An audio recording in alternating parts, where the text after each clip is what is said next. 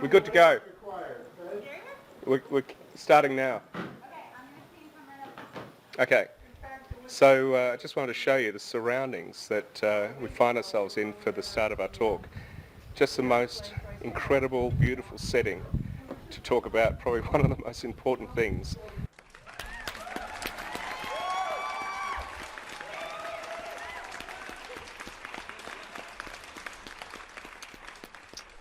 As you know, I'm a Chinese doctor and have been for about 30 years. Well, 20 years. I started 30 years ago. One of the things I realized when I was lying awake at 3 o'clock this morning was that Chinese medicine is very impenetrable for a Westerner because it's very complicated and the concepts are quite abstract. And one of the things was in the 9 years that I studied with my teacher, I had to learn Chinese and I had to read Chinese. And so I found that I had a type of brain that was very slow to grasp something, but when I started to get it, I started to really penetrate into the information. So I've realized now, way down the track, that brain, in spite of all the alcohol and abuse it's had to put up with, that it still works, you know. And I think one of these sort of subjects, it really requires a sort of deep in analysis to understand what is happening, because in Chinese medicine it's about patterns, and you look for patterns and see like a dynamic system moving and analyze it. I think that's probably why I had that epiphany whilst I was studying the American Constitution last year, that this is the most important subject that we have to discuss beyond all else. Start with the quote, "Better to light a candle than to curse the darkness."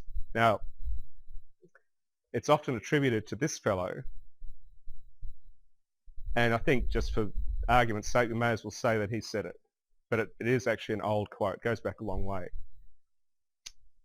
And then we have another great quote, one of my favourites, by Josiah Stamp, who was president of the Bank of England in 1920.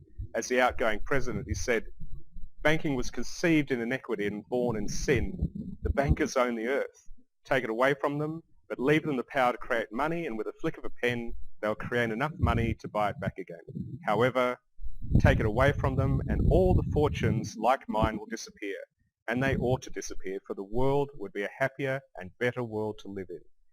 But if you wish to remain slaves of the bankers and to pay for the cost of your own slavery, let them continue to create money." Now, isn't it a remarkable thing for the head of the Bank of England to say? So here's a pop quiz for you, for those of you who maybe don't know. Banks lend out people's money and make money from the interest. Okay, you don't have to answer, but I just want you we'll contemplate this question. Okay. Central bank is run by our government.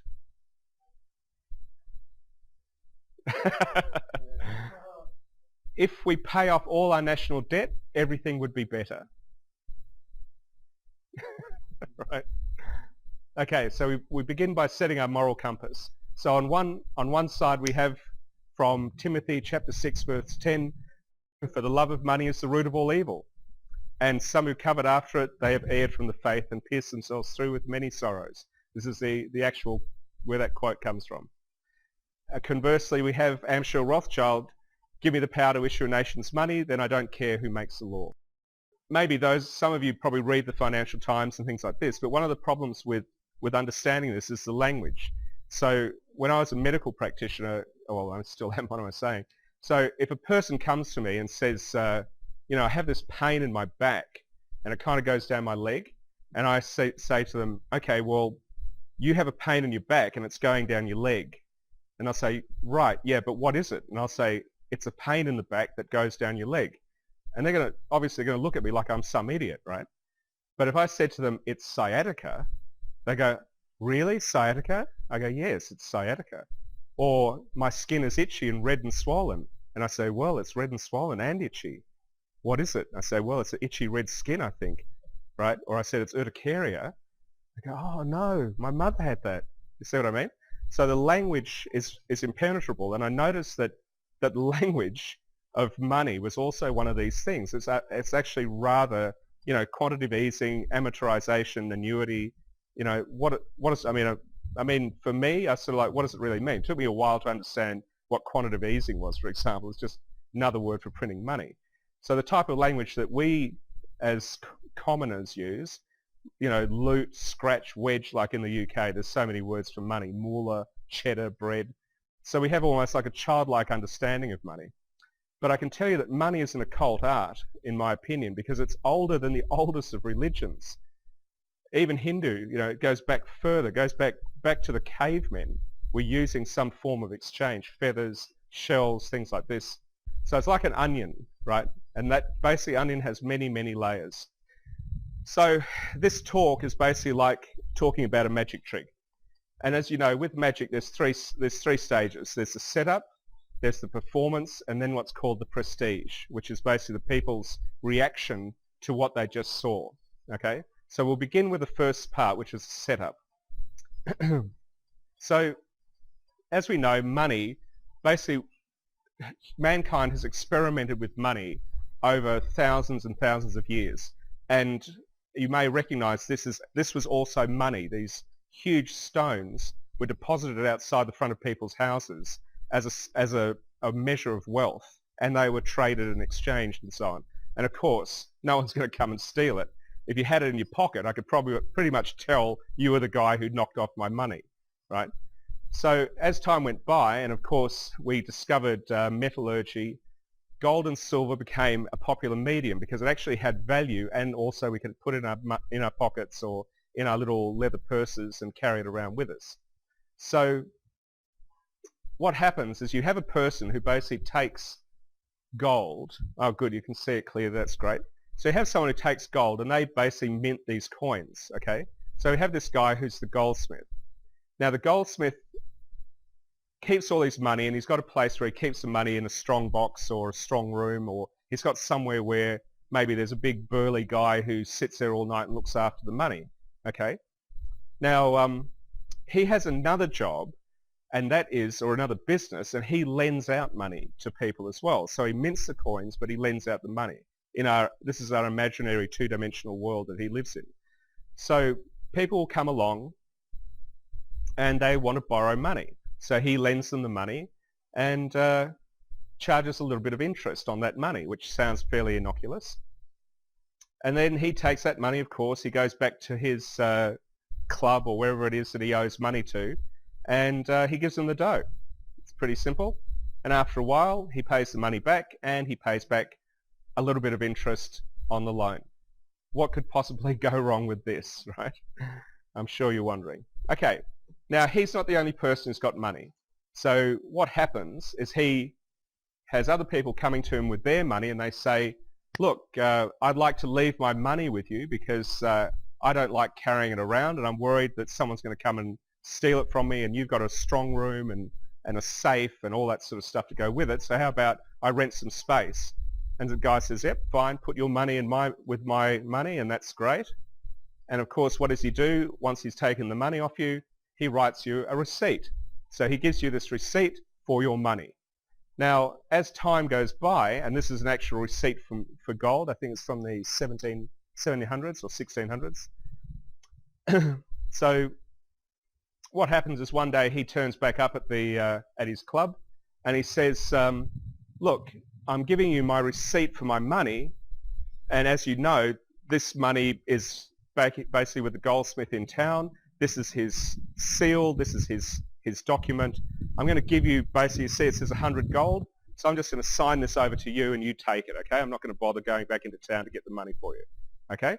Now, because the barkeep, he recognizes this, he knows basically that it's from alchemy or something like that. We all know this business, or the yoga barn. Okay, so he goes back into town one day and he brings the receipt with him, and he says, I've got this receipt from Joe Average, and he signed it over to me. Can I get that gold? And the guy looks at it, he says, yep, no problem. He goes out back, brings back the gold, gives him the 100 gold pieces, right? And he goes off and he buys his more beer and whatever it is that he has to do. So what happens is these receipts become a trusted form of exchange. People get used to basically using them and seeing them around. So what happens is people come to borrow money, but instead of asking for the gold, they say, look, instead of just giving me gold, why don't you just give me the receipt for the gold, and I'll leave the gold here, and then I'll go and I'll just use the receipt, because it's safer for me to do it this way. And so, of course, the goldsmith says, no problem. I mean, if that works for you, it works for me. So he produces the receipt, and the guy turns up. He says, hey, I've got the receipt for you. You can have my receipt for the money. The guy says, yep, that's fine. And he goes back and he gives it to his supplier, and the supplier says the same thing. No problem, okay? Because now, hundreds of years, I can't actually tell you how long, but I'm sure it's a long time, that people are saying to get used to this system.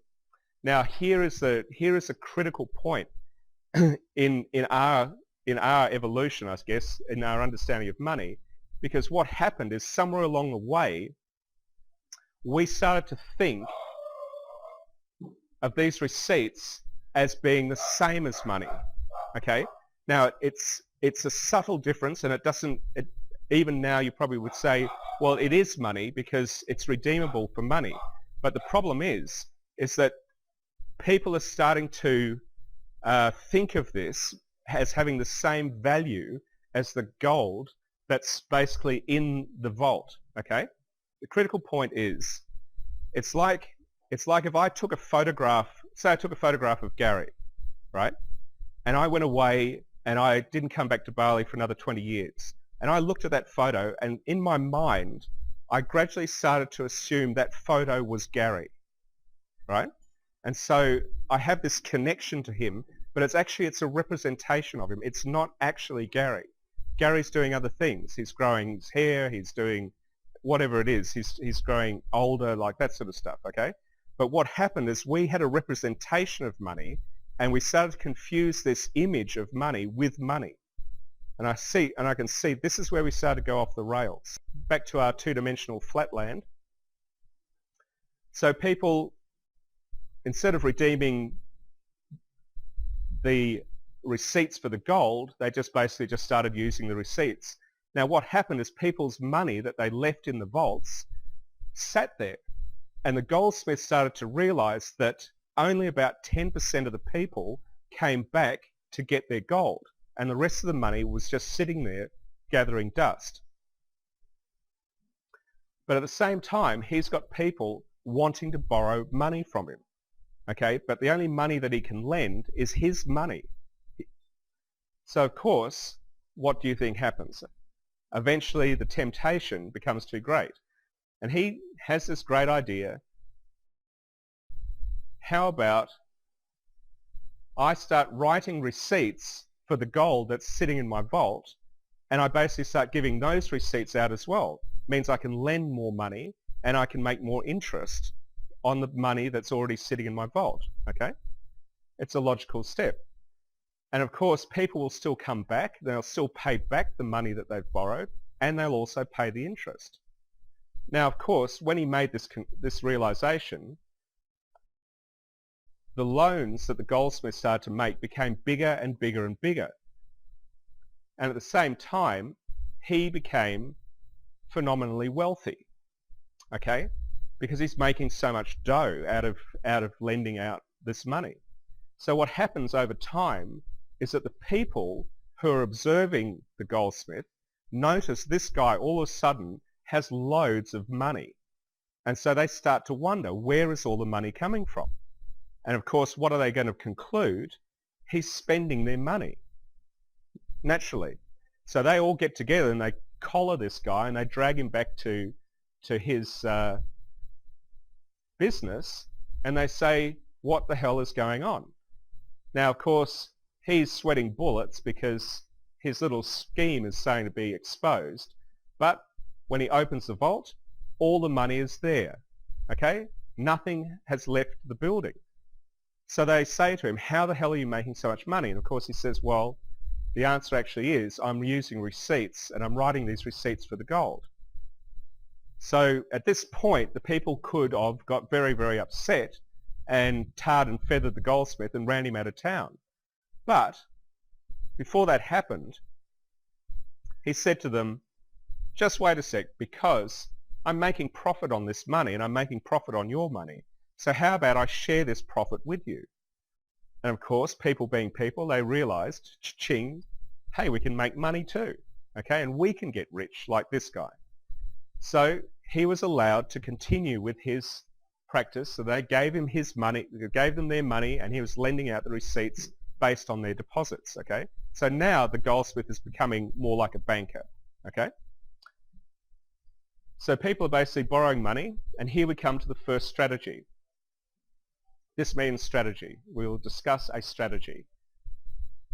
So now the goldsmith is a banker. He's becoming a bankster, and he has this idea, and he thinks, well, if I've got one pile of gold and it equals one receipt, what would happen if I started to write multiple receipts for that one quantity of gold?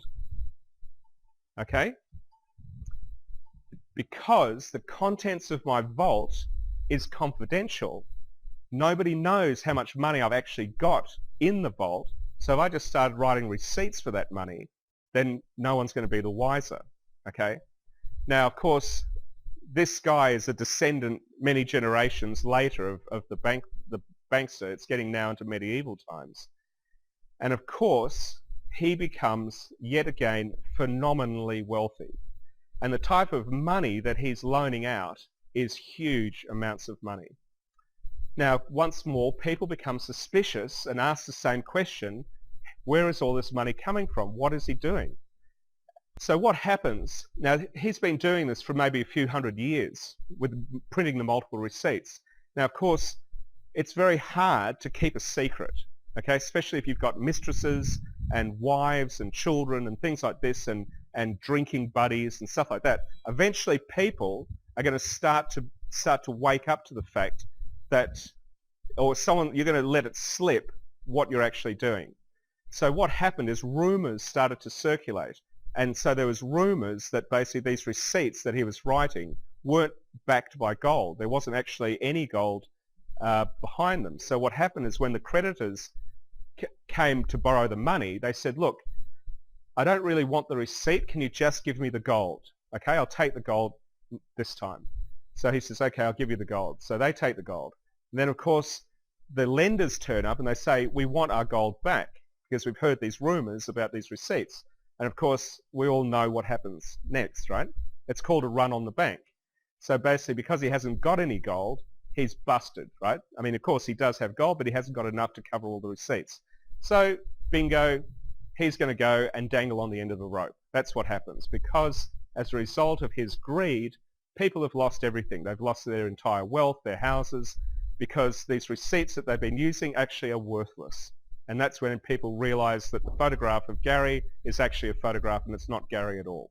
Okay? Like when you do online dating and maybe, you meet the girl and she's not, or the guy, and looks like me. Anyway, so people lost their money and now this guy is basically for the high jump.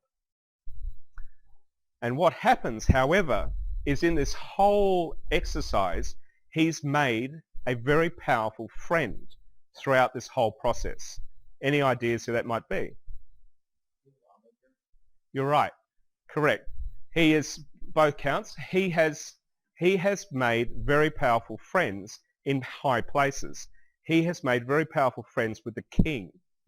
And the king basically is an addict to the money because he is the biggest borrower of the money. And he uses the money for his phenomenal wealth and extravagant parties and everything else that he basically comes with being a king. So the king says, let's just slow down a little bit and think about this before we basically put the guy in the gallows. Because, maybe we're being a little bit hasty. And of course, he saves this guy's neck. And he says, look, I've got a better idea. Let's put him in front of the judge and let's make a law controlling his behavior. That'll teach him a real lesson. The law, right? If he breaks it, then we hang him, right? And everyone's like, hang him, Okay, so the judge passes a law, and this law allows him to only print 10 receipts for the one quantity of money, okay? And this law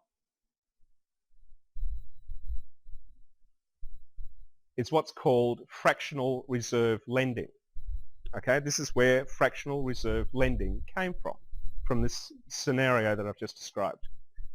And this is actually where he gave him permission to create money out of thin air. Okay? So he only had to have 1/10 of the money to lend out. So if he had 100 pieces of gold, he could effectively create 1,000 pieces of gold of receipts and use those as currency. Okay? And this, another critical moment, this is where government and the banks became wedded, right? They needed one another to achieve this. Okay? And we'll see when we get to the second part of the talk, we'll see how it wasn't all hunky-dory. Now, you've heard the saying, the hand that gives is above the hand that takes. I think Lincoln said it. I know Napoleon said it. So always remember that the hand of the lender is always superior to the hand of the borrower, right? So that means if the bank is lending money to the government, the bank is superior and the government is the borrower, okay? Because why I make this point is because for me, I could never understand why government doesn't basically do what people want it to do. It just does its own thing. And now I understood, because they're not really beholding to the people, they're beholding to the bank. Okay, so I've got the bank, the great marriage of the two, and that they need one another. Now the king, he gets his wealth, he gets his kingdoms, his castles and so on, and the banker gets his money.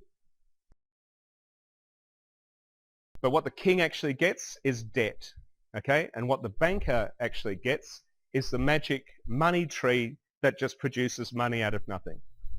So the king gets all what he wants, but he really is just getting debt, and the banker basically has unlimited access to money, to create money. Can you see it? Like, that is, your mind is being blown right now, okay? just in case you had to be told. Okay, so banker lending all the money to all the kings and queens and the people who basically want the money, and of course who is below them is us. And you may notice, you may have seen this before, and I think I have. I've seen it already on the dollar bill. They're so obscene that they actually put that pyramid there as well. But let's not worry about that, because that would be conspiratorial. So, that's part one. Shall we crack on for part two? All right.